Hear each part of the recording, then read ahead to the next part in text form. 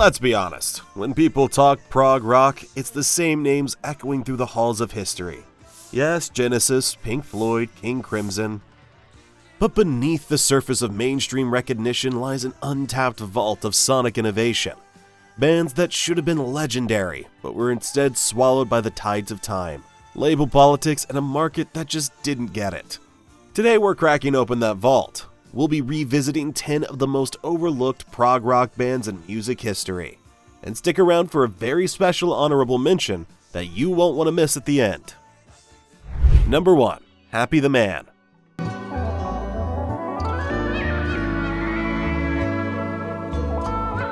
This band is like the Mona Lisa of American prog.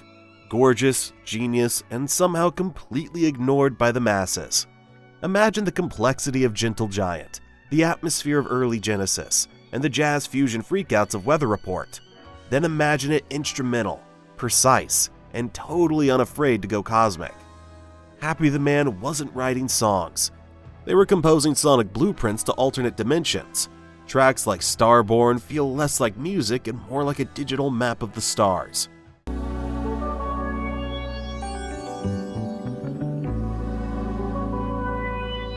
Hit Watkins, the keyboard mastermind, later joined Camel because of course he did. He was too good to stay hidden forever. Why didn't they blow up? Simple. No vocals, no easy hooks, and zero interest in being radio friendly. They were pure art, pure exploration, and while everyone else was chasing hits, Happy the Man was building cathedrals in sound. Number 2. Kayak.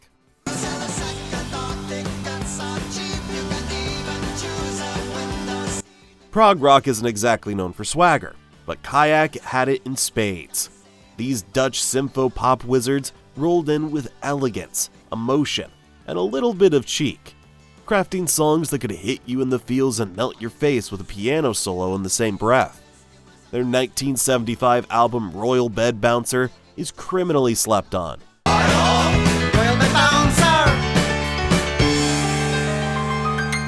Think Queen-level theatricality mixed with the cleverness of early Supertramp and the melodic finesse of Tony Banks on a caffeine binge. Tracks like Chance for a Lifetime,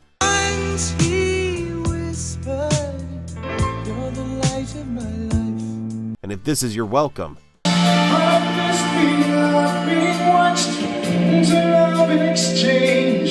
solidified their place in prog history. Kayak dared to write tight, catchy songs in a genre obsessed with epics, and for that, they never quite got their due, but that's exactly why they were brilliant. Number 3. Eloy.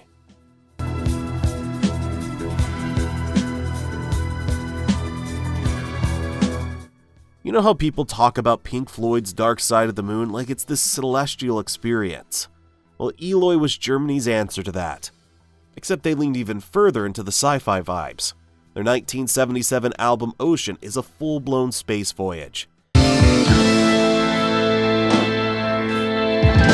Inspired by the myth of Atlantis, but told through soaring synths, long instrumental passages, and slow burning dreamlike builds.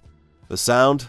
Think lush, layered textures, swelling pads, gliding guitars, pulsing bass lines, and drums that feel more like tides than beats. It's hypnotic, trippy but controlled, cinematic but still rooted in melody.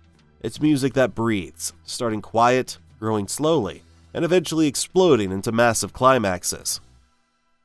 Singer Frank Borneman's thick German accent? Yeah, it's there, and it adds this strange, charming quality. Like you're listening to a futuristic prophet narrating Earth's final chapter. It's atmospheric, immersive, and deeply emotional. Perfect for headphones and late-night listening. If you're into Floyd, Porcupine Tree, or even ambient electronica, Eloy will absolutely pull you in. You just have to let the album unfold. Ocean isn't a rock record. It's a mood, a journey, and a slow dive into the unknown. Number 4. Triumvirat.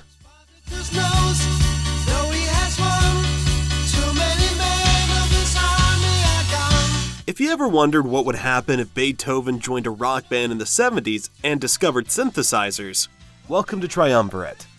This trio brought precision and power, with keyboards front and center.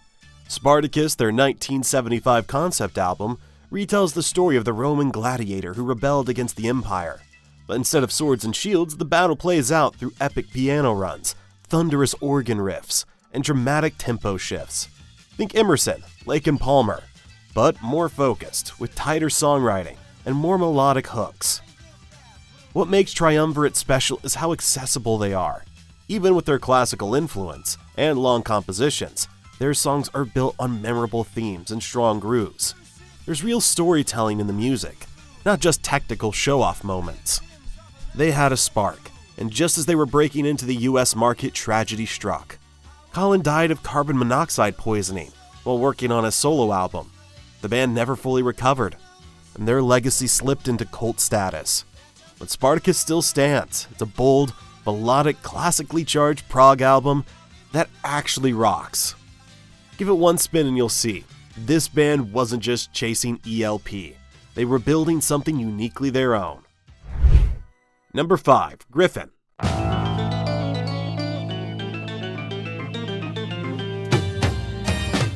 Prog rock is known for being ambitious, but Gryphon said, what if we skipped the future and went all the way back to the 1400s? Yeah, seriously.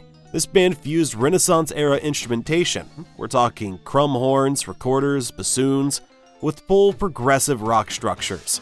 And somehow it works. Their 1974 instrumental album Red Queen to Gryphon 3 is a concept record loosely inspired by chess, but it plays out more like a medieval symphony performed by time travelers with synthesizers. The music is intricate but never chaotic. Flutes and harpsichords dance with electric bass and drums, shifting between pastoral melodies and dramatic crescendos.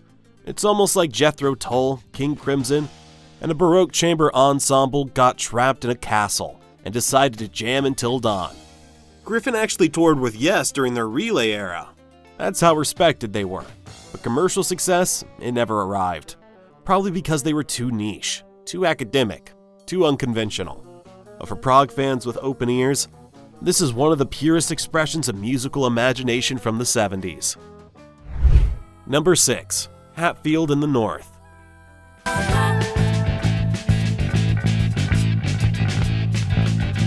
Hatfield in the North were the jokers of the Canterbury scene.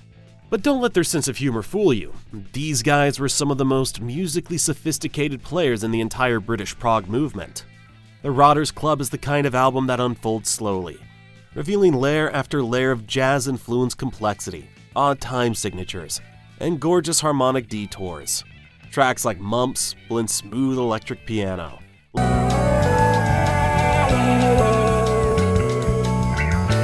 laid-back grooves, and sudden shifts into full-scale fusion workouts.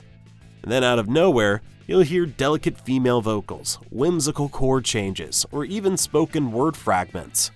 The magic of Hatfield lies in the balance. They could be technically brilliant and playful, experimental and emotional. They never chased the spotlight. They were too busy crafting deeply personal, inside joke-filled masterpieces for those willing to lean in.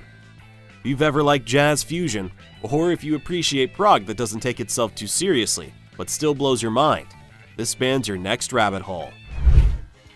Number 7. Starcastle.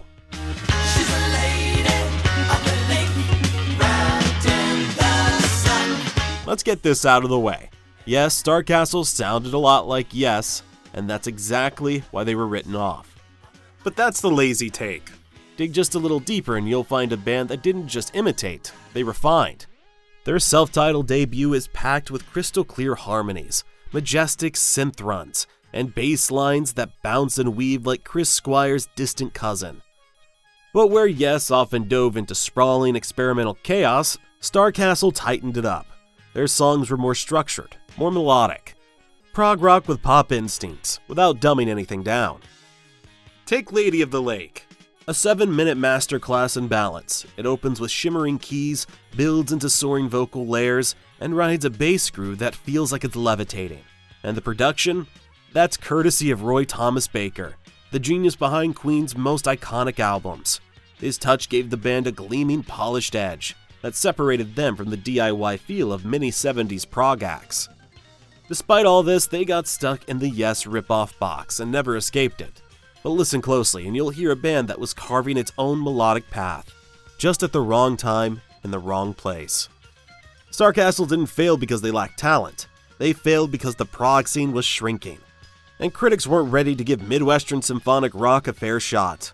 But if you love harmony-driven, synth-forward prog that feels good to listen to, this is the one. Number 8. Nektar.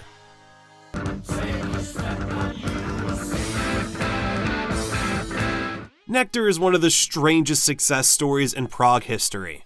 A bunch of British musicians living in Germany playing long, psychedelic concept pieces, and somehow breaking into the US top 20? How? Because their music grooves.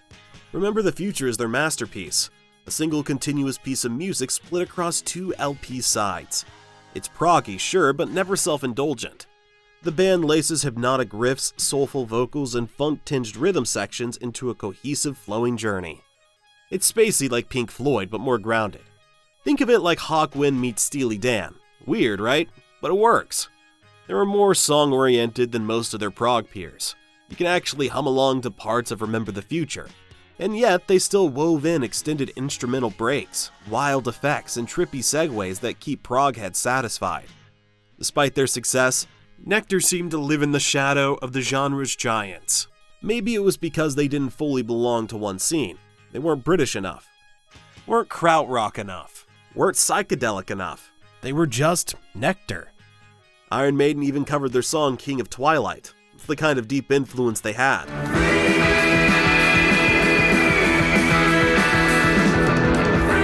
Quiet, but lasting. If you want a prog album that's ambitious, accessible, and straight up cool, give Remember the Future a spin. It's not just a record, it's a trip. Number 9. Fireballet.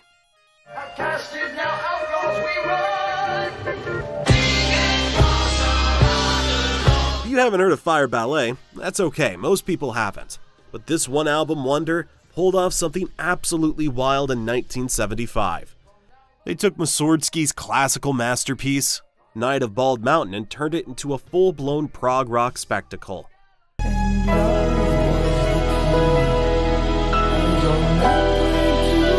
They didn't just sample some classical bits, they reimagined the entire thing. The 19-minute title track is a prog tour de force. The drums are thunderous, the synths are sharp, and the whole thing turns into a crazy, turbulent storm of sound that would have made Emerson, Lake, and Palmer proud. There's no subtlety here, just raw energy, complex arrangements, and a bombastic sense of theatricality that can only be described as pure prog. But despite all this, Fireballet vanished almost overnight. No second albums, no big follow-up tours, just a blazing star that burned out too fast. Still, if you're into bands like ELP, King Crimson, or Renaissance, Night on Bald Mountain is a lost treasure that deserves to be rediscovered. It's the sound of prog rock exploding into classical chaos, and that's not something you get every day. Number 10. UK.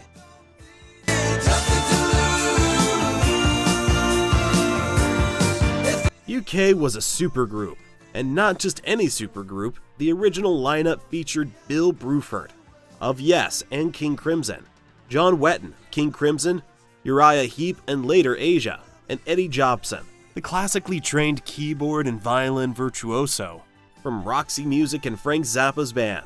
That's a lot of prog royalty in one room, so you know the results had to be explosive. In 1979, Bill Bruford had exited, and in stepped Terry Bozzio. Fresh from his electrifying stint with Frank Zappa, his arrival reshaped UK's sound entirely. On Danger Money, Terry's drumming is sharp, theatrical, and relentless, injecting a tighter, more aggressive edge compared to the band's earlier, jazzier style.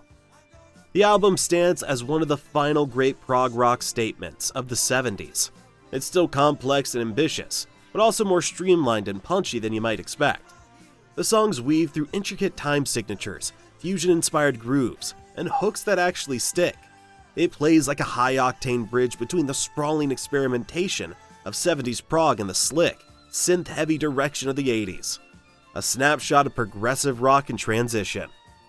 But despite their insane talent, UK just couldn't escape the late 70s shift toward more radio-friendly music.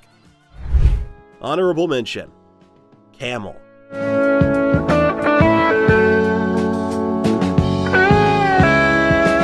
Often left in the shadows of other prog giants, Camel carved out their own symphonic niche with albums like The Snow Goose.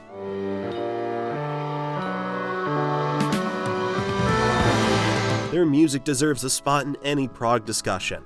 If you're ever looking for something that mixes gentleness with grandeur, look no further. So what do you think? Have we uncovered some prog treasures you're eager to dive into? Or did we just blow your mind with bands you've never even heard of before? Let us know in the comments which hidden gems you're going to spin first, and if there's another prog band we missed that deserves to be rediscovered. Hit that like button if you're ready to keep digging for more forgotten legends, and make sure to subscribe so we can keep exploring the hidden corners of music history together.